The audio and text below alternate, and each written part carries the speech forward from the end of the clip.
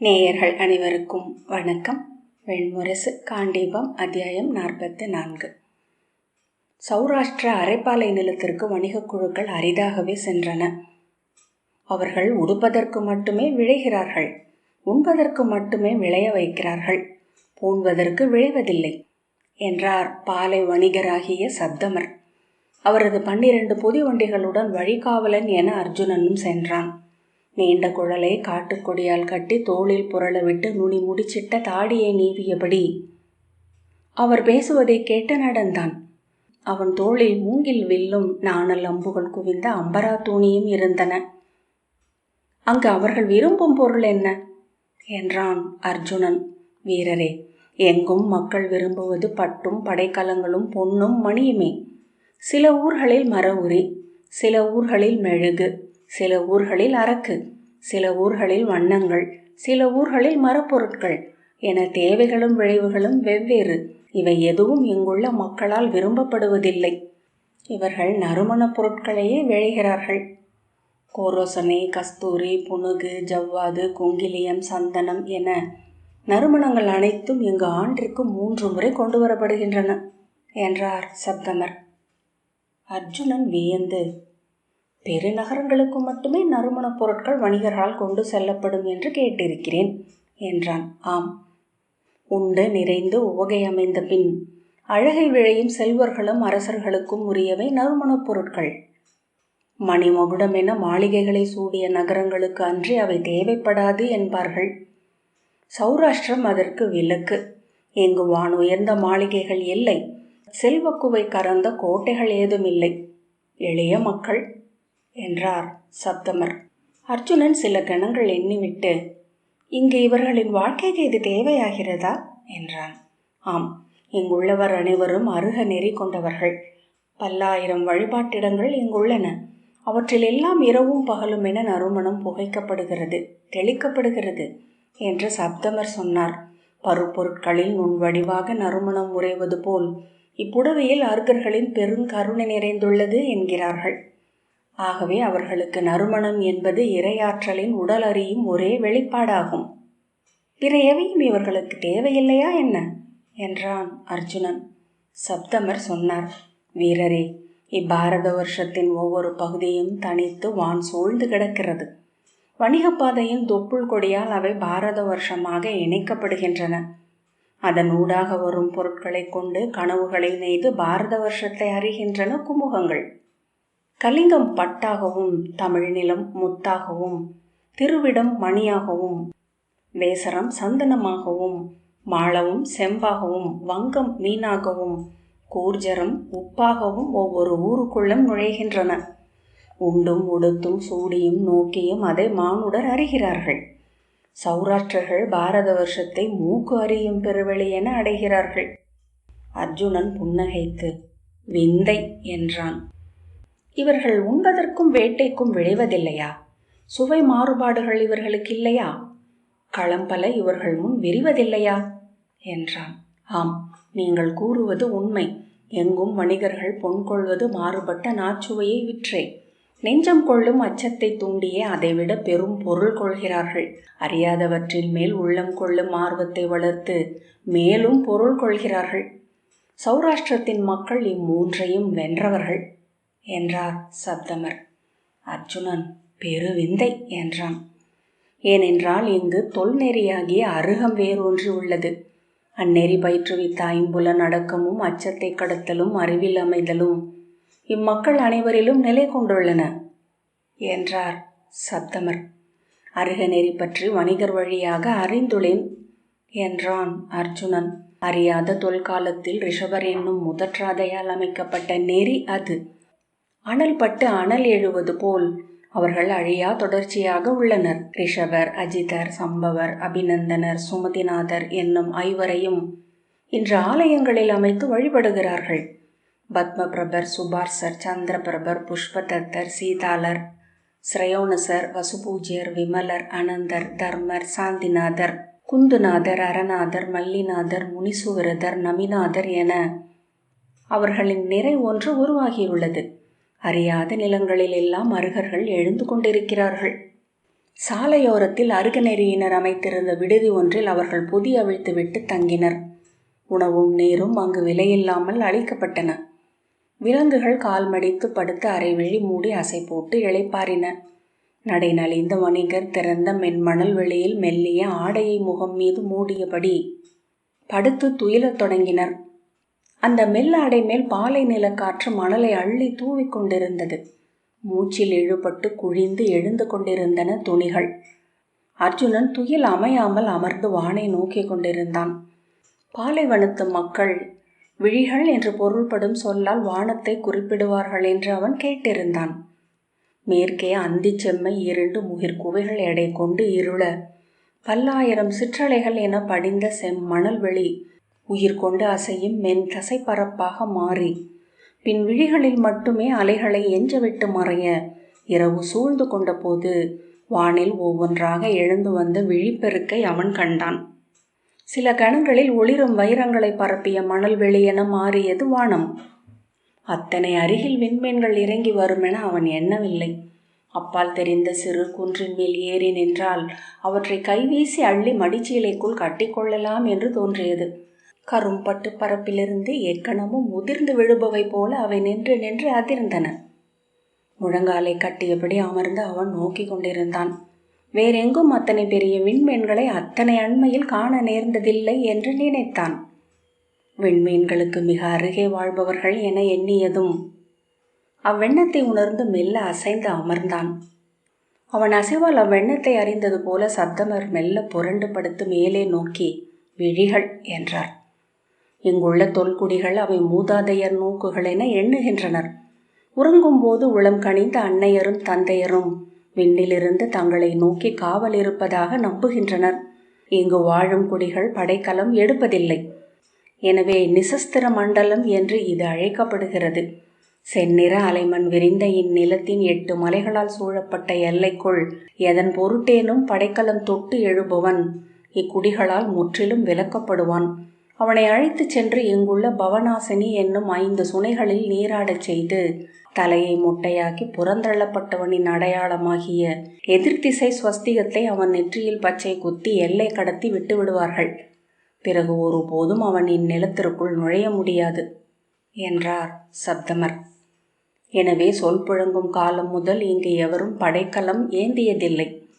இவர்களின் மூதாதை ரைவதகர் விண்ணிறைந்த சித்திரை முழு நிலவு நாளில் அவர் காலடி பொறிக்கப்பட்ட கரும்பாறை அருகே நின்று இனிமேல் இந்நிலத்தில் படைக்கலங்கள் திகழ தேவையில்லை என்று முடிவெடுத்தனராம் என்றார் சப்தமர். படைக்கலம் ஏந்தாதவர்கள் என்று இவர்கள் புகழ் பெறும் தோறும் இவர்கள் மேல் படை கொண்டு வருபவர்களும் இல்லாமலாயினர். ஏனென்றால் படை கொண்டு வந்து இவர்களை வென்று மீள்வதில் எப்பெருமையும் இல்லை. அத்துடன் இப்பெரும் பாலையை ஆளும் மணல் காற்றுகளின் மேல் இவர்களுக்கு ஆணை உள்ளது என்றொரு தொல் நம்பிக்கை உள்ளது. எனவே தலைமுறைகளென இவர்கள் போர்க்குருதி ஒரு துளியை ஏனும் கண்டதில்லை. படை கொண்டு வருபவர் முன்னே வெறும் தலையுடன் சென்று நின்று குருதி கொடுத்து மடிவது இவர்களின் வழக்கம். அது படை கொண்டு வரும் மன்னனுக்கு தீரா பெரும் பழியையே கொண்டு வரும். மாளவத்தின் தொல்லரசன் பிரபாவர்தனன் இந்நிலத்தின் மேல் படை கொண்டு வந்தபோது அருகநேரி நிற்கும் படிவர் 108 பேர் கூப்பிய கைகளுடன் அருக மந்திரங்களை உச்சரித்தபடி நிறையாக சென்று அவர்களை எதிர்கொண்டனர். அவர்களை விலகிச் செல்லும்படி அரசன் எச்சரித்தான். அவர்கள் அம்மொழியை கேட்டதாக தெரியவில்லை. சினந்த மன்னன் அவர்களின் தலைகளை கொய்து வீசிவிட்டு முன் செல்லும்படி ஆணையிட்டான். போர்க்கூச்சலுடன் முன்னால் பாய்ந்த படை முதல்வர் முதலில் வந்த 12 அருகப்படிவரை வெட்டி வீழ்த்தினர். கை கூப்பியபடி ஓசையின்றி அவர்கள் இறந்து விழுந்தனர். முண்டனம் செய்த தலைகள் தேங்காய்கள் போல ஓசையிட்டு தரையில் விழுந்ததைக் கண்டு படை வீரர் நின்று விட்டனர். வெட்டுப்பட்ட தலையில் உதடுகள் மந்திரங்களை உச்சரித்தன. விழிகள் கனிவுடன் மலர்ந்திருந்தன. கைகள் கூப்பியபடி உடல்கள் மண்ணில் விழுந்து துடித்தன. முன்னால் சென்ற வீரன் திரும்பி படைக்கலம் எடுக்காத படிவரை கொன்ற பின் நான் மூதாதையர் உலகில் சென்று சொல்லும் விடை என்ன என்று கூவினான். ஆம் ஆம் என்றபடி படையினர் நின்றனர். வெட்டி வீழ்த்துங்கள், முன்னேறுங்கள் என்று அரசன் கூவ, அரசே, அறமில செய்து எங்கள் குலம் அழிக்க மாட்டோம், திரும்புவோம் என்றான் படைத்தலைவன். கொல்லுங்கள், இல்லையேல் உங்களை கழுவேற்றுவேன் என்றான் அரசன். இதோ நானே அவர்களை வெட்டி குவிப்பேன். அதைவிட உங்களை வெட்டுவது எங்களுக்கு நெறியாகும். நீங்கள் படைக்கலம் ஏந்தி இருக்கின்றீர்கள் என்று அரசனின் மெய்காவலன் சொன்னான். பிரபாவர்த்தனன் நிலையழிந்து அவனை வெட்டப் போக அக்கணமே அரசனின் தலையை வெட்டினான் பின்னால் நின்ற தளபதி.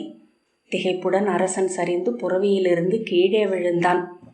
அரசனின் உடலுடன் மாலவத்தினர் திரும்பிச் சென்றனர். அவனுக்கு வீரக்கல் நாட்டி குருதி கொடை அளித்து நிறைவளித்தனர்.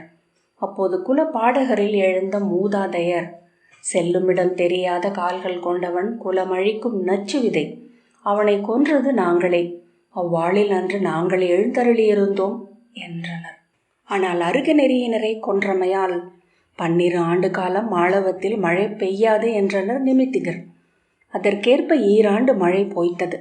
ஊர்களிலிருந்து வேளாண் மக்கள் கிளம்பி செல்லத் தொடங்கினர். வணிகர் வாராதாயினர். பிரபாவர்த்தனின் மைந்தர் அஸ்வபாதர் அருகநெறியினர் 1000 தவரை தன் நாட்டுக்கு அழைத்து வந்து பாத பூசனை செய்து பழி தீர்த்தார். அவர்களின் ஆணைக்கிணங்க 1008 அன்னசாலைகளும் 1008 ஆதூர சாலைகளும் 1008 கல்வி சாலைகளும் அமைத்தார். அதன் பின்னரே கருமுகில் மாளவத்திற்குள் நுழைந்தது. முதல் மழை பெய்து காய்ந்த நிலம் பெருமூச்சு விட்டது. பசும் புல் முளை தூக்கியது. புல்லொளி வானில் எழுந்தது. இங்கு அருகநெறியை நிறுவிய ரைவதகர் அரண்மனை முகப்பில் நின்றிருந்த தொன்மையான கூர்ஜ மரத்தின் அடியில் தன் கைகளால் மென்மரத்தில் செதுக்கப்பட்ட முதற்றாதை ரிஷபரின் வடிவை நிறுவினார். இன்று அது ஓர் ஆலயமாக எழுந்துள்ளது. அதை சுற்றி பிற 4 அருகத்தாதைகளும் அமைந்துள்ளனர் என்றார் சப்தமர். ரைவதகரும் இன்று அருகர் என வழிபடப்படுகிறார். காலையிலும் மாலையிலும் சொல் எண்ணி தொழ வேண்டிய மூதாதையரில் ஒருவர் என்று வைதிகரின் நூல்களிலும் அவர் வாழ்த்தப்படுகிறார். இங்கு மட்டும் ஏன் அருகநெறி தழைத்துள்ளது என்று அர்ஜுனன் கேட்டான். இங்குள்ள பாலிதான மகாமேரு என்னும் குன்றின் உச்சியில்தான் அருகர்களின் முதல் தாதை ரிஷபர் மெய்மையை அறிந்தார் என்று சப்தமர் சொன்னார். அன்றே இங்கு அருக மெய்மை விதைக்கப்பட்டுள்ளது. அருகநெறியை பாலை நிலைத்தோர் புரிந்து கொள்வது போல பிறர் அறிவதில்லை. இங்கு எவரும் பிறர் கருணையின்றி வாழ முடியாது. ஒவ்வொருவரும் பிறருக்கு முலையூட்டும் அன்னையும் பிறர் முலை குடிக்கும் சேயும் என்றே இம்மண்ணில் வாழ முடியும் என்று தொல் பாடல் சொல்கிறது. அருகநெறியின் அடிப்படை சொல் என்பது கருணையே. சப்தமர் தொடர்ந்தார். அயோத்தியை ஆண்ட இக்ஷ்வாகு குலத்தைச் சேர்ந்த நாபி என்ற அரசருக்கும் அவரது பட்டத்தரசியாகிய மருதேவிக்கும் மைந்தராக பிறந்தவர் அருகர்களின் முதல்வராகிய ரிஷபர். ஆடி மாதம் அமாவாசை நாள் முதல் மருதேவி 16 மங்கள கனவுகளை கண்டதாக அருகநெறி நூல்கள் கதைகள் சொல்கின்றன. அக்கனவுகளை அவள் தன் கணவரிடம் சொல்ல 108 நிமித்திகர்கள் அவை கூடி அமைந்து நூலாய்ந்து குறி தேர்ந்து அவை விண்ணாளும் பெருநெறி மண்ணுரை கவரும் முதல் ஞானி ஒருவரின் பிறப்பு நிகழவிருப்பதை குறிப்பன என்பதை முன்னுரைத்தனர். அயோத்தி நகரம் முழுதும் மைந்தனின் வருகைக்காக அணி கோலம் கொண்டது. விண்ணில் சென்ற தேவர்களும் கந்தர்வர்களும் வானிலிருந்து உதிர்ந்து கிடக்கும் பொன்னணி என்று அயோத்தி நகரத்தை எண்ணினர். அங்கிருந்து எழுந்த மங்கள இசையையும் நறுமணத்தையும் அறிந்து மகிழ்ந்து முகில்விட்டு இறங்கி வந்து மைந்தருடன் சேர்ந்து விளையாடினர். அரம்பையர் மகளிருடன் சேர்ந்து களியாடினர். கந்தர்வர்கள் தும்பிகளாக மலர் தேடி பறந்தலைந்தனர். தேவர்களின் குளிர் மழை குடையொன்று எந்நேரமும் அயோத்தியில் நின்றது. அதன் மேல் இந்திரனின் மணிவில் ஒன்று அழியாது அமர்ந்திருந்தது. இரவில் விண்ணிலிருந்து இறங்கி வந்த விண்மீன்கள் அயோத்தியின் தெருக்கள் எங்கும் கிடந்து அதிர்ந்தன. அப்போது இரவெல்லாம் குயில்கள் பாடின என்கிறார்கள். குளிர் மழை கொண்டலை கண்டு பகலெல்லாம் மயில்கள் தோகை விரித்து நின்றன. அயோத்தியில் அன்று மக்கள் உண்ட அத்தனை உணவுகளும் தித்தித்தன.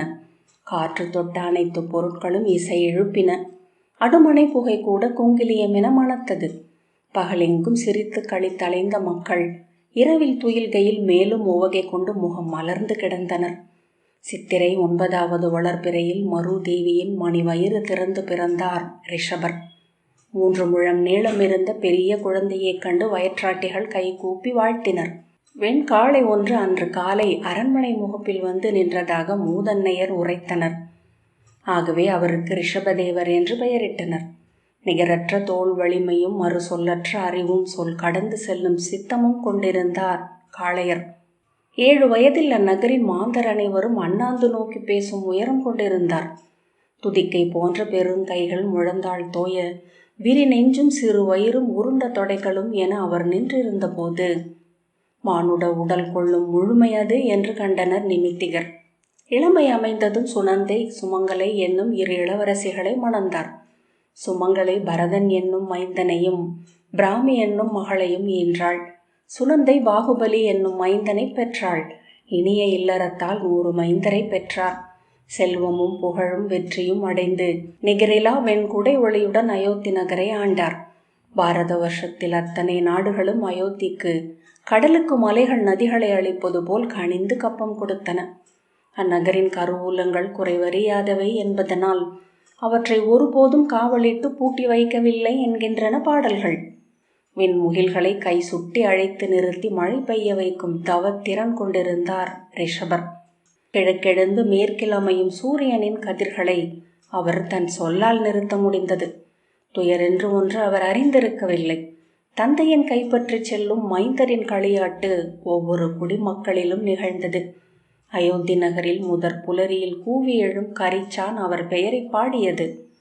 அந்தியில் செங்கதிர் மேற்கு வானில் மறையும் போது எழுந்து சிறகடிக்கும் வால்குருவி அவர் பெயரை வாழ்த்தியது. மானுட துயரங்கள் 7: இறப்பு, நோய், தனிமை, பிரிவு, வறுமை, அறியாமை, நிறைவின்மை. இவ்வேழும் 7 இருட்குகைகள். இப்புவியையும் அவ்விண்ணையுமே அள்ளி திணித்தாலும் நிறையாத ஆழம் கொண்டவை. ஆனால் பேரறம் அவ்வேழு அடியிலா பெருந்துளைகளையும் நிறைக்கும் என்பது அயோத்தியில் ரிஷபதேவரின் ஆட்சியில் மக்கள் கண்டனர். அறத்தில் அமைந்த வெண்குடை நாளும் ஒளி கொள்ளும் என்பது தேவர் நெறி. ரிஷபரின் வெண்குடை இரவில் மண்ணில் ஒரு நிலவென தெளிந்திருந்தது. விண்ணாளும் இந்திரன் அவைக்கு வந்த நாரதர் சொன்னார், அதோ மண்ணில் பேரறம் திகழ்கிறது. ஆகவே இன்று முழுமை என்பது இங்கு அமராவதியில் இல்லை. தேவர்க்கரசே, உன் கடன் தன் மானுட வாழ்வின் எல்லையை அவ்வரசருக்கு அறிவிப்பது. அவர் மண் நிகழ்ந்தது இன்று நின்று ஒளிரும் எளிய அறம் ஒன்றை காட்டி விண்மேல்வதற்காக அல்ல, என்றும் நின்று ஒளிரும் அழியா அறம் ஒன்றை அங்கு நாட்டி சொல்லில் நிலை கொள்வதற்காக. அதனை அவருக்கு உணர்த்துக. இந்திரன் எழுந்து, நான் செய்ய வேண்டியதென்ன நாரதரே என்றான். அவர் ஆற்றும் அறம் என்பது அன்றன்று மலரும் அழகின் மலர் என்று உணர்த்துக. மலராது வாடாது என்றும் உள்ள மலர் ஒன்றின் நறுமணத்தை அவர் தேடி கண்டடையட்டும் என்றார் நாரதர். இந்திரன் தன் அவையில் இருந்த நடன அரம்பையான நீலாஞ்சனை என்னும் பேரழகியை 12 கந்தர்வர்களுடன் மண்ணுக்கு அனுப்பினான். சூதர்களாகவும் ஆட்டர்களாகவும் இசை கலைஞர்களாகவும் புலவர்களாகவும் மாற்றுருக்கொண்டு அவர்கள் அயோத்தி நகர் அடைந்தனர். அங்குள்ள இசைச்சாவடியில் தங்கள் கலை நிகழ்வை அரங்கேற்றினர். மண்ணில் எவரும் நிகழ்த்த முடியாத அவ்வறு நிகழ்வை கண்டு அங்கு கூடிய நகரத்தினர் நெஞ்செழுந்தனர். இது அரசரின் அவையிலேயே நிகழ்த்தப்பட வேண்டும் என்று எண்ணினர். தன் அரண்மனை வாயிலில் வந்து கூடிய மக்கள் மலர்ந்த முகத்துடன் குரல் எழுப்பி கூவி ஆர்த்து அழைப்பதைக் கண்டு வெளியே வந்த ரிஷபர் அவர்கள் நடுவே வந்த கலைஞர்களை கண்டார். கருநிற உடல் கொண்டவளாகிய நீலாஞ்சனை பொன்னிறமான கந்தர்வர்களின் நடுவே பொற்தாளத்தில் நீலமணி போல் ஒளிவிட்டாள். அவளை தன் அவைக்கு வரச் சொன்னார் ரிஷபர். அங்கு குடிகளும் அரண்மனை பெண்டிரும் குடித்தலைவர்களும் அமைச்சர்களும் சூழ இசை அவை கூட்டினார். அவை நடுவே ஆட்டர் சூழ செந்தாமரை நடுவே நீலம் மலர்ந்தது போல நீலாஞ்சனை வந்து நின்றாள். அவளை கண்டதுமே அவர் அவள் அழகால் அள்ளி எடுத்து குழலில் சூடப்பட்டார். இசைச்சூதர் பாட அவள் நடனமிட்டாள். தாளத்தில் இசை அமைந்து இசையில் பாடல் அமைந்து பாடலில் நாட்டியம் அமைந்து நாட்டியத்தில் உணர்வுகள் எழுந்து உணர்வொன்றே என்றும் பெருநிலை அங்கு நிகழ்ந்தது. கை சுழன்ற வழிக்கு கண், கண் சென்ற வழிக்கு கற்பனை, கால் சென்ற வழிக்கு தாளம், தாளம் சென்ற வழிக்கு அவையினர் நெஞ்சம் என்று நிகழ்ந்த ஆடலில் தன் உடல் விட்டு உள்ளம் எழுந்து நின்றாடுவதை அவர் உணர்ந்தார். இப்புவியில் தெய்வம் என்று ஒன்று இருந்தால் அது அழகே என்று அறிந்தார். ஓர் அழகு புவியில் உள்ள அனைத்து அழகுகளையும் துலக்கும் பேரழகு என ஆகும் மாயத்தை கண்டார். விழி தொட்ட அனைத்தும் எழில் கொண்டன. சித்திரத்தூண்கள், வளைந்த உத்தரங்கள், அவற்றின் மேலெழுந்த கூரையின் குவை முகடு, சாளரங்கள், திரைச்சீலைகள், சுடு களிமண் பலகைகள் பாவிய செந்நிற தரை அனைத்தும் தங்கள் முழுமை எழிலில் மிளிர்ந்தன. சூழ்ந்திருந்த அவையினர் அங்கு மலர்ந்த விழிகள் எங்கும் அழகென்பதே ஒளிகொண்டிருந்தது. அழகென்பது விழியறியும் தெய்வம். பொருள் மேல் தன்னை தெய்வம் நிகழ்த்தி கொள்ளுதல். உருவம் கொள்ள தெய்வத்திற்கு பிரிதொரு வழி இல்லை. உருவெடுத்த மானுடனுக்கு அறிய வரும் தெய்வமும் பிரிதில்லை. காலம் அழகை முடிவிலிக்கு நீட்டுகிறது. வெளி அதை தன் தாளத்தில் ஏந்தி இருக்கிறது. ஒளி அதை துளக்குகிறது. இருள் அதை காக்கிறது. இருப்பு அழகின் வெளிப்பாடு. இன்மை என்பது அழகின் நுண் வடிவம். அழகில்லாதது என்று ஏது இங்கு? பேரழகு ஒன்று எங்கோ பெருகியுள்ளது. அதிலிருந்து ததும்பி கணைந்தூறி முழுத்து சொட்டி பரவுகின்றன பேரழகு துளிகள்.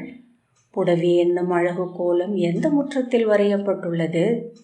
எண்ணங்கள் ஒன்றன் மேல் ஒன்றென விழுந்து அழுத்தி ஒவ்வொன்றையும் அசைவரச் செய்து அழகு என்னும் ஒற்றை சொல்லாய் எஞ்சின. பின் அழகை கை விரல் நுனிகள் அறிந்தன. காது மடல் நுனிகள் அறிந்தன. மூக்கு முனை அறிந்தது. நான் நுனி தித்தித்தது. மயிர்கால்கள் தேனில் ஊறி நின்றன. உள்ளம் தேன் வெழுதென ஒழுகியது. அச்சொல் மறைந்து அதுவென அங்கிருந்தார். அக்கணத்தில் இந்திரன் வானின் விழி திருப்பி அருகே நின்ற நாரதரை நோக்கினான். பின்பு புன்னகைத்து தலையசைத்தான். சுழன்று நடனமேறி காற்றில் எழுந்த நீலாஞ்சனை உதிரும் மலர் போல் மண்ணில் விழுந்தாள். விண்ணில் பறந்தகன்ற நீல பறவையொன்றின் இறகு போல தரையில் கிடக்கும் அவளை நோக்கி எங்கிருந்தோ அறுபட்டு அங்கு வந்து விழுந்து திகைத்து எழுந்தார் ரிஷபர். அவையினர் அதுவும் நடனமோ என்று மயங்கி அமர்ந்திருந்தனர். ஆழ்ந்த அமைதியில் சாளர திரைச்சீலைகள் துடித்தன. எவரோ மூச்சின் அசைவில்லையே என்று மென்குரல் பேச்சை எழுப்ப அக்கணமே ஓசைகளாக பற்றி கொண்டது அவை. ஆம் ஆம் என்றனர். இருவர் ஓடிச் சென்று நீலாஞ்சனையின் தலைப்பற்று மெல்ல தூக்கினர். அவள் முகம் உயிர் அசைவை எழுந்திருந்தது. இரு மயில் பீலி விளிம்புகள் போல் இமைகள் மூடியிருந்தன. சேடி அவள் கன்னத்தை தட்டி நீலாஞ்சனை நீலாஞ்சனை என்று அழைத்தாள். இன்னொருத்தி அவள் கையை பற்றி 4 விரல் அழுத்தி நாடி நோக்கினாள். பிரிதுரத்தி தன் ஆடை நுனியை எடுத்து அவள் மூக்கின் அருகே வைத்து மூச்சு கூர்ந்தாள். மூவரும் திகைக்க முதியவள் ஒருத்தி ஆம் இறந்து விட்டாள் என்றாள். 4 புறமிருந்தும் அவையினர் ஈக்கள் போல கலைந்து ரீங்கரித்து வந்து மொய்த்தனர். இறந்து விட்டாள் இறந்து விட்டாள் என்று பொருளில்லாது கூவினர். அதெப்படி என்று கூவினார் ரிஷபர். அச்சொல்லின் பொருளின்மையை தானே உணர்ந்து ஏன் என்றார். அதன் பெரும் பொருளின்மையை மேலும் உணர்ந்து என்ன நிகழ்கிறது எங்கு என்றார். அதன் முடிவிலா பொருளின்மையை உணர்ந்து என்ன சொல்வேன் என்றார். விலகுங்கள் என்று மருத்துவர் கூறினார். கூட்டத்தை விலக்கி அருகே சென்றார். அவள் நெற்றியில் கை வைத்து ஆம் இறந்து விட்டாள் என்று அறிவித்தார். அமைச்சர் என்ன ஆயிற்று மருத்துவரே என்றார். பிராணன் ஆட்டத்தில் முழுமை கொண்டு கூர்ந்த விழிகளின் ஊடாக வெளியே சென்று விட்டது என்றார் மருத்துவர். ஆட்டப்பாவையை உச்சியில் கட்டிய சரடு என்று ஊர்த்துவனை சொல்வார்கள். அது அருந்துள்ளது.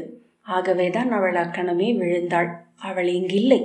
இரு கைகளையும் தொங்கவிட்டு தன் குடியினர் நடுவே நெடுமரம் என எழுந்து அசைவற்று நின்றார் ரிஷபதேவர். இங்கில்லை இங்கில்லை இங்கில்லை என்று ஓலமிட்டது உள்ளம். அவ்வண்ணமெனில் இங்குள்ளதென்ன? அதுவரை கண்டிருந்த நீல மென்மலர் நீள் விழிகள் நெடுங்கூந்தல் துவளும் இடை நெளியும் கைகள் செங்கனி உதடுகள் இளமுலை குவைகள் இவைதான் இக்கணம் வரை இங்கு அழகு அழகு அழகென்று எழுந்து நின்றன. இப்போது இங்கில்லாதது எது? அவளை அள்ளி அவை விட்டு வெளியே கொண்டு சென்றனர். எவரிடமும் சொல்லெடுக்காமல் திரும்பி தன் மஞ்சத்தரை நோக்கி கைகளில் தலை தாங்கி அமர்ந்தார். அன்றிரவு முழுக்க ஒற்றை சொல் மேல் அமர்ந்திருந்தார். முட்டை என கூழாங்கல் மேல் சிறகை விரித்து அமர்ந்து அடை காக்கும் அன்னப்பறவை என. காண்டீபம் 44வது அத்தியாயம் இத்துடன் நிறைவு பெற்றது. நன்றி.